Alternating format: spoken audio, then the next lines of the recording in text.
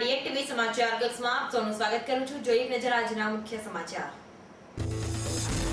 શહેર પોલીસ કમિશનરના જાહેરનામાનો ભંગ કરનારા તત્વો સામે રાવપુરા પોલીસની લાલ આંખ।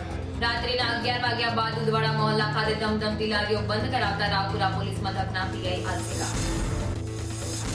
વિવેકાનંદ ગેલેરી પર તંત્રનો મનસ્વી હથોડો। શહેરના કલાકારોને નજીવા દરે કલાનું પ્રદર્શન કરવા માટે મળતી આર્ટ ગેલેરીના સ્થળે હવે બનશે રોડ પ્રોજેક્ટની કચેરી। ઓએનજીસી ગેટ પર સુતેલા પરિવાર પર ગત રાત્રે અજાણ્યા કાર ચાલકે કાર ચડાવી દેતા એક બાળકી સહિત બેના મોત। રાત્રિના સમયે બેફામ વાહન હંકારતા ચાલકો સામે પોલીસ તંત્રની સદ્ભાવના સામે લોકોનો આક્રોશ। હવે જોઈએ સમાચાર વિગતવાર। શહેર પોલીસ કમિશનર દ્વારા રાત્રિના 11 વાગ્યા બાદ દુકાનો તથા લારી ગલ્લા બંધ કરવાનું જાહેરનામું બહાર પાડવામાં આવેલું છે।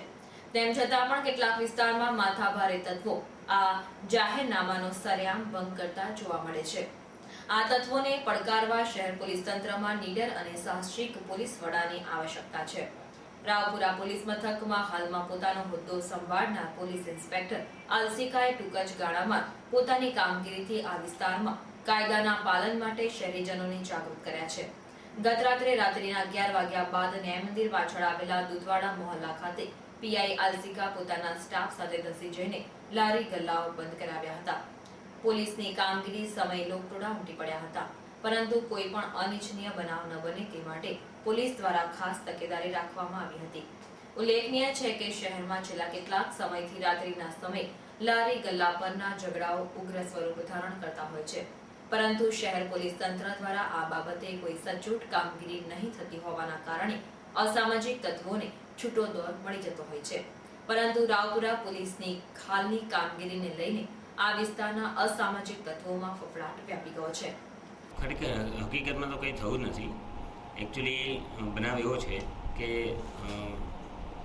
રાવપુરા પોલીસના વિસ્તારની હદમાં દૂધવાડા મોહલ્લાને એ બધું વિસ્તાર અમુક આવે છે, તો ત્યાં આગળ અમુક ન્યુસન્સને બધા એટલા બધા માણસો ત્યાં આગળ અડધી રાત સુધી હાજર હોય છે અને લારીઓ અને પાનના ગલ્લાને બધું ચાલુ હોય છે।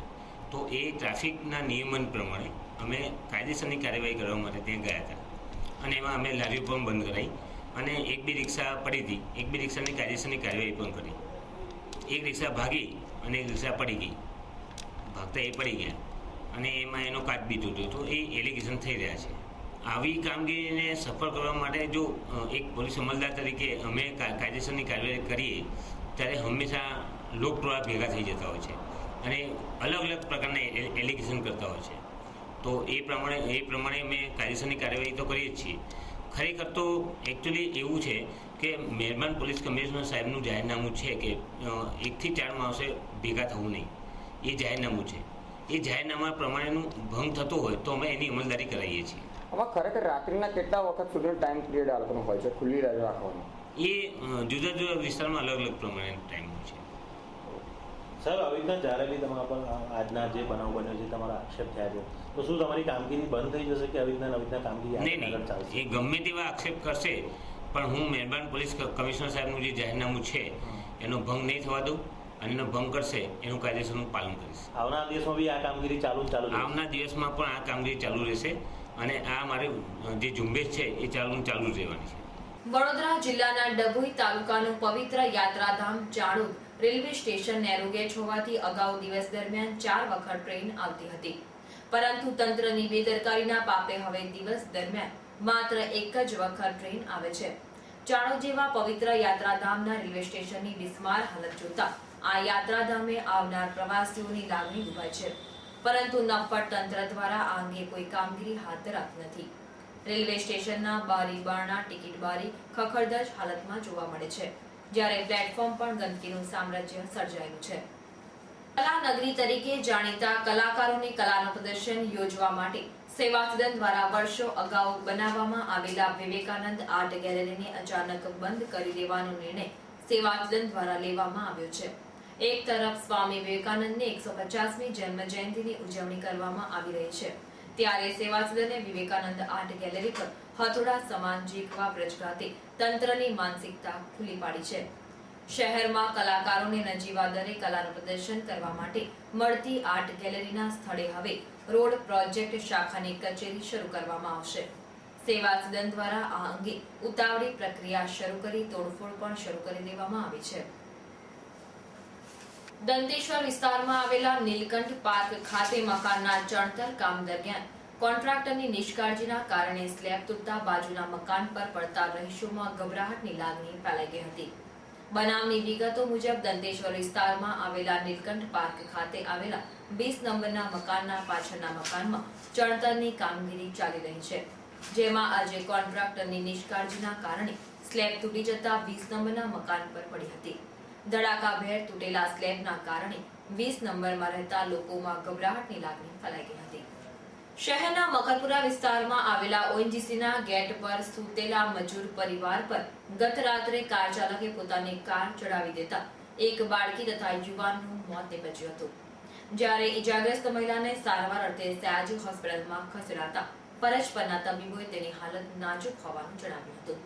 બનાવની વિગતો મુજબ ગત રાત્રે મજૂર પરિવાર ઓએનજીસી ગેટ પર સૂતો હતો ત્યારે મધરાત્રે એક કાર ચાલકે સ્ટીયરિંગ પરથી પોતાનો કાબુ ગુમાવી દેતા તેને સૂતેલા પરિવાર પર કાર ચડાવી દેતા એક યુવાન તથા બાળકીનું ઘટના સ્થળે જ કમકમાટીભર્યું મોત નીપજ્યું હતું. જ્યારે ગંભીર રીતે ઘવાયેલી મહિલાને સારવાર અર્થે સયાજી હોસ્પિટલ ખાતે ખસેડાઈ હતી. આ અંગે પોલીસે અજાણ્યા કાર ચાલક સામે ગુનો નોંધીને તેની ધરપકડના ચક્રો ગતિમાન કર્યા છે. એક્સિડન્ટ થયું. કેટલા જણાને વાગ્યું? 5 જણા ખરા. કોણ શું નામ છે એમનું વાગ્ય એમનું? એક મુકેશ, બીજાનું? એક અન્નુ, એક શિવાની, એક શેષેન, નાનીનું નામ. કેટલા જણાને વાગ્યું છે? હા, છોકરાને વાગ્યું કે નહીં વાગ્યું એનો ખબર આવ. કઈ ગાડી હતી અહીંયા? કાળી ગાડી હતી. હવે તો ઉતરેલા હતા. તો સુતેલા હતા ને ઠોકી દીધી તમને? પહેલા ને ઠોકી અમે ઉતરેલા મારે તમે ઉતરેલા. થયું કેવી રીતે એક્સિડન્ટ? આમથી આવ્યો ગાડી લઈને તમે કાઢી દીધા, ખાટલા વાટલા તોડી નાખ્યા. તો પીધેલો હતો? નંબર બંબર જોયો છે તમે? મેં નંબર નહીં જોયો, હું તો ઉતરેલો હતો. મારે નીકળતા નાહી ગયા. કયા કલરની ગાડી હતી? કાળા કલરની. તો તમે એને રોકવાની કોશિશ નહીં કરી? અરે અમારે ત્યાંથી ઉઠીને આવતા હતા, અહીંથી રિવેસ લઈને તો નીકળી ગયો. કેટલા જણને વાગ્યું છે? 5 જણ છે. હવે કોને કોને એમનો જમાઈ સિરિયલ છે. વડોદરા શહેરમાં સર સયાજીરાવ ગાયકવાડના સમયથી ગણેશ ઉત્સવ ધામધૂમથી ઉજવવામાં આવે છે. દેશભરમાં મુંબઈને બાદ કરતા વડોદરા શહેરમાં આ ઉત્સવ ભારે ભાવપૂર્વક ઉજવાય છે. ત્યારે આ વર્ષે સુરસાગર તળાવની સફાઈને અનુલક્ષીને શહેર પોલીસ કમિશનરે દરેક આયોજકોને બોલાવી ગણેશજીની પ્રતિમા 2 ફૂટ જ રાખવી તેવું જણાવ્યું હતું, જેનો સેવા સદનના વિપક્ષી નેતા ચિન્નમ ગાંધીએ સખત વિરોધ નોંધાવ્યો છે. તેમણે જણાવ્યું હતું કે હિન્દુત્વના નામે ચૂંટાઈને આવેલા ભારતીય જનતા પાર્ટીના સત્તાધીશો દ્વારા સુરસાગર તળાવની સ્વચ્છતા અંગે કોઈ નક્કર પગલાં લેવાના બદલે હિન્દુઓની લાગણી સાથે ચેડા કરતા આ નિર્ણયને કોંગ્રેસ સહેજ પણ સાંખી નહીં લે. धर्म को हर्ट नहीं कर सकता है. जहाँ स्टेबल वाटर होता है, जहाँ पानी पीने का नहीं होता है, पानी स्टेबल होता है, यहाँ विसर्जन कर सकता है. और 10 दिवस के अंदर कॉर्पोरेशन की जवाबदारी है इसको साफ सफाई करने की.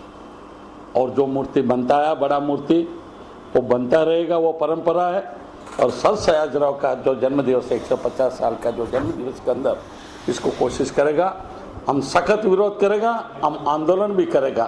और विसर्जन बड़ा मूर्ति भी बनना चाहिए बड़ौदा के अंदर. हम जो विसर्जन के लिए हम साथ रहेगा और विसर्जन बड़ा मूर्ति भी सूर सागर में ही विसर्जन होगी. ડભોઈ કડિયાવાડ વિસ્તારમાં રફાઈ ચોક ખાતે આજે 71મા વર્ષથી યોજાતા રફાઈ ગાદીના ઉર્સ નિમિત્તે વડોદરાના હજરત નૈયર બાબા, ઈસામ બાબા, નયુદ્દીન બાબાની ઉપસ્થિતિમાં રફાઈ કમિટી, નાના બાળકો, યુવાનો અને વૃદ્ધો દ્વારા રફાઈના વિવિધ શ્રદ્ધાપૂર્વક ઇસ્લામી શબ્દોના ઉચ્ચારણ સાથે હેત પમાડે તેવા પ્રયોગો કરીને સારું એવું આકર્ષણ ઊભું કર્યું હતું. આ અંગે રફાઈ કમિટીના કાર્યકરો લાલાભાઈ કડિયા, કોન્ટ્રાક્ટર સબ્બીર ખાનુવાડા, શકીલભાઈ બોઝ સહિતનાઓએ આ ઉર્સને સફળ બનાવવા તનતોડ મહેનત કરી હતી. ડભોઈ તાલુકાના થરવાસા નજીક ચોકડી પાસેથી સિમરિયાથી કરજણ બાઇક પર પસાર થતા હતા ત્યારે સામે આવતા મેક્સ છગડાનું ટાયર ફાટતા અકસ્માત ન સર્જાય તે હેતુથી બાઇક સવારે પોતાની બાઇક એક બાજુમાં ખાડામાં ઉતારી દેતા જશુભાઈ રાઠોડિયા તથા જુમાભાઈ રાઠોડિયાને ગંભીર ઈજાઓ થતા વડોદરા સયાજી હોસ્પિટલ ખાતે ખસેડવામાં આવ્યા હતા. શહેરના ક્રાઇમ બ્રાન્ચ દ્વારા ગતરોજ બાતમીના આધારે વોચ ગોઠવીને માંજલપુર વિસ્તારમાંથી પલ્સર બાઇક પર પસાર થતા 3 શંકાસ્પદ યુવાનોને અટકાવીને કડક પૂછપરછ કરતા તેમણે બાઇક ચોરીની હોવાનું કબૂલાત કરી હતી. પોલીસે ત્રણેય આરોપીની અટકાયત કરીને વધુ પૂછપરછ હાથ ધરી છે. બનાવની જાણ અનુસાર માંજલપુર ટાઉનશીપ નંબર 2 માં રહેતા માલવિક મહેતાની પલ્સર બાઇક ચોરી થઈ હતી. આ અંગે તેણે માંજલપુર પોલીસ મથકમાં ફરિયાદ નોંધાવી હતી.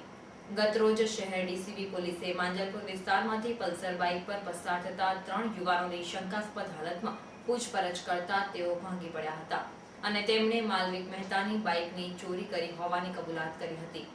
માંજલપુર પોલીસે આ ત્રણેય આરોપી વધુ ગુનામાં સંડોવાયેલા છે કે નહીં તે અંગે વધુ પૂછપરછ હાથ ધરી છે. આ હતા ત્યાર સુધીના સમાચાર. તાજા સમાચાર માટે આવતીકાલે આ સમય ફરી મુલાકાત થશે. ત્યાં સુધી DN TVની સમગ્ર ટીમને રજા આપશો. નમસ્કાર.